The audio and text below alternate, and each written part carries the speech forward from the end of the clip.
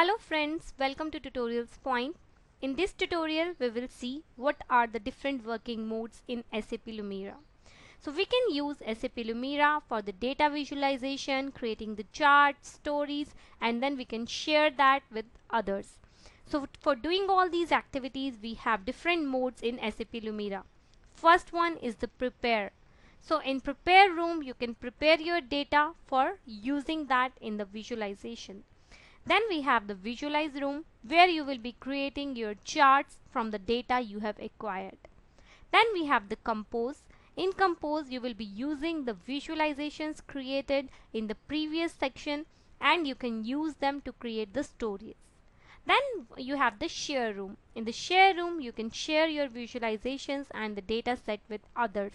So these are the 4 different modes which we have in SAP Lumira. So let's go to the tool and see how we can use them. So let's say if I go here and if I click on new and if I want to use the text file as a data source, here I have to select the text file which I want to use in my data source and I will click on OK. I will go to create.